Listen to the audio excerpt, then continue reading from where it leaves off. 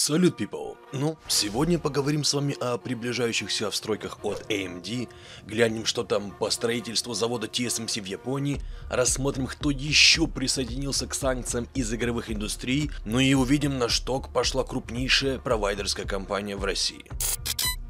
Итак, согласно информатору под ником MegaSize GPU, AMD выпустит еще два шестиядерных процессора Ryzen 5000 серии. Это Ryzen 5 5500 и 5 5600. Хотя тактовые частоты пока еще остаются неизвестными, все же между центральными процессорами есть существенная разница. Тот же 5500 не поддерживает SMT, а значит он обладает только 6 потоками. Но при этом 5500 будет стоить меньше, чем тот же Intel Core i3 12100, который официально стоит 122 бакса США. С другой стороны, 5600 без X будет стоить меньше, чем i5 12400, цена которого $192. Также AMD готовит целых 4 центральных процессора на базе Zen 3. Это 8-ядерный 16-поточный процессор, который известен как Ryzen 7 5700X. И он будет стоить меньше, чем Core i5 12600KF, рекомендованная розничная цена которого составляет 264 бакса. И более того, он будет предлагаться вместе с Ryzen 7 5700G, то есть да, с интегрированной графикой на основе кремния Сезанна, но с более мощной графической подсистемой Radeon Vega, хотя при этом, правда ради стоит сказать, что с меньшим количеством линий PCI-Express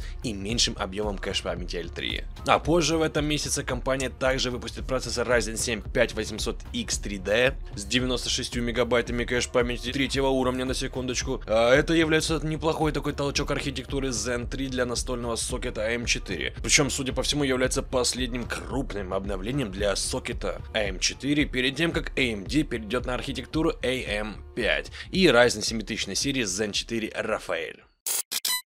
Касаемо TSMC в Японии. Смотрите, тайванское издание DigiTimes сообщило, что церемония закладки фундамента первого предприятия TSMC на территории Японии состоится в апреле этого года, то есть 2022. Насколько я знаю, то на строительство данного предприятия требуется аж $7 миллиардов.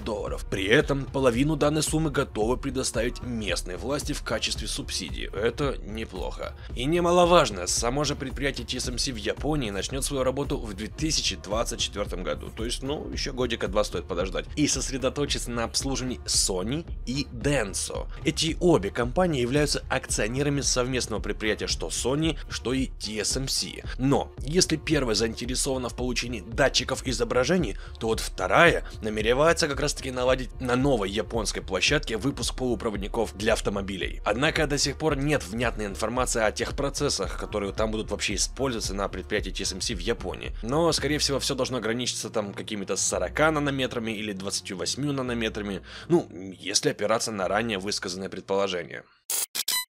Да, копилка запретов в России пополняется.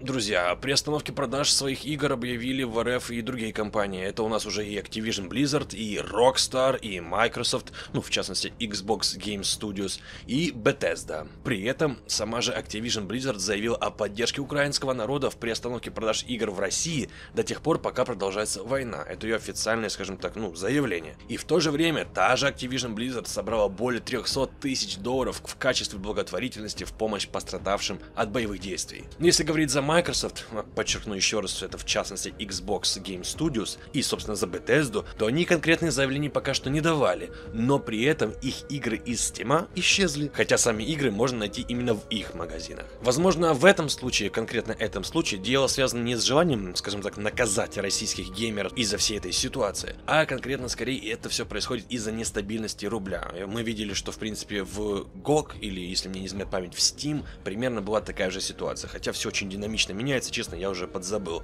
Но вот если мы посмотрим на Rockstar Games, то у нее наоборот ситуация. Ее игры в Steam доступны для покупки, а вот в собственном магазине нет. Почему? Ответить затрудняюсь, может быть вы мне подскажете. И, друзья, прежде чем мы продолжим, я хочу сказать, что я вижу десятки, если не сотни ваших комментариев. Их очень много, за это вам большое спасибо, особенно сейчас. И вот что самое главное.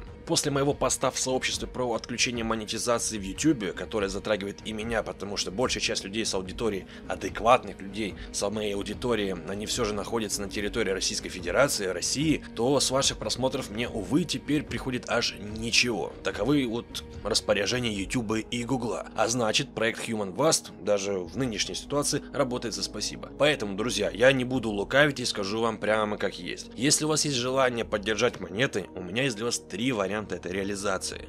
Первое — это сделать любую подписку на мой Patreon. Ссылочка будет в описании под видео. Там есть разные вариации на любой ваш вкус и цвет. Я не знаю, как там удобно, это неудобно. Я впервые это сделал, поэтому практическим путем будем определять. Второй вариант — это криптокошелек с эфиром. Ссылочка также будет, поэтому кто хочет сразу напрямую не светить, допустим, свои транзакции или делать это инкогнито, милости прошу. Ну и третье — это уже привычный вам разовый донат через сервис Donation Alerts. Ну, то, что вот на стримах мы с вами проводили. Но здесь казусы. Во-первых, рубль обесценивается, во-вторых, его нужно будет мне конвертировать, опять же, через ту же крипту, если я захочу выйти в свою валюту, ну и так далее. Но опять же, это мои загвоздки, мои проблемы, это вас не касается. Поэтому тут уж смотрите сами. Если есть желание, если есть возможность, я буду вам признателен.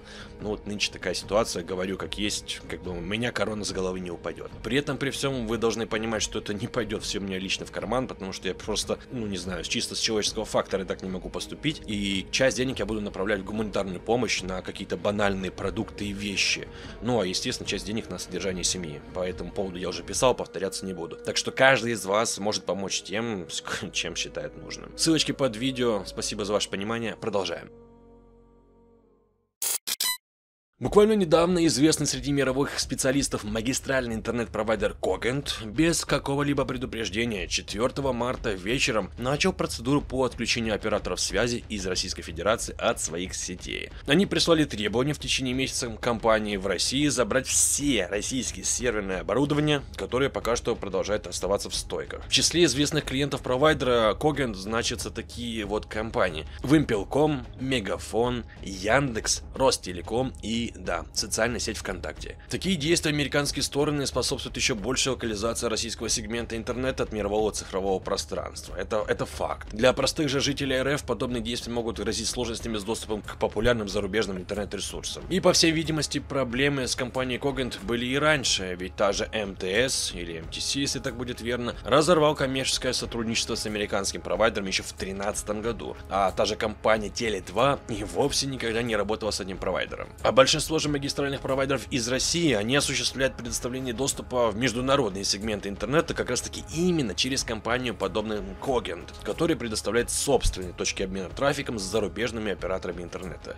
Как она повлияет на ситуацию, честно, мне вообще неизвестно.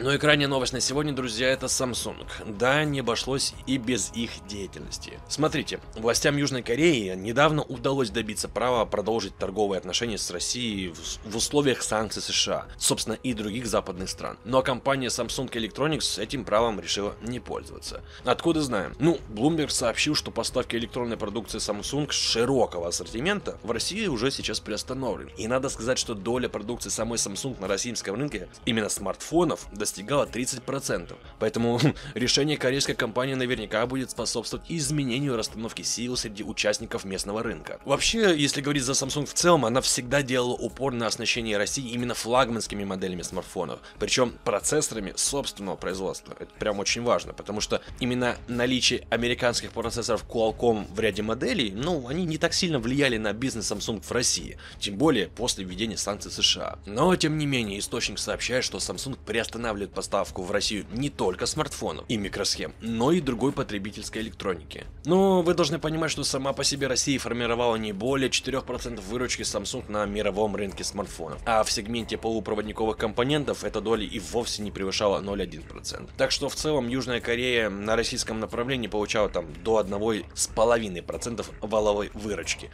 а импорт товаров из России формировал 2,8% профильных затрат. Ну, во всяком случае, это то, что известно мне. Ну, такие вот дела. Спасибо, друзья, что продолжаете и дальше оставаться на связи со мной и с проектом. Спасибо за вашу поддержку.